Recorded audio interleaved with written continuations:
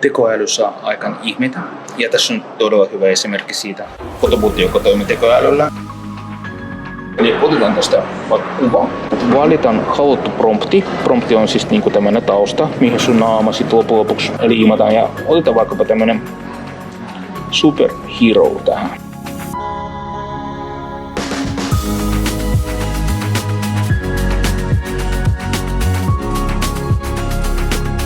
Mutta hieno se lopu tähän. Tämän voi jakaa esimerkiksi tekstarina.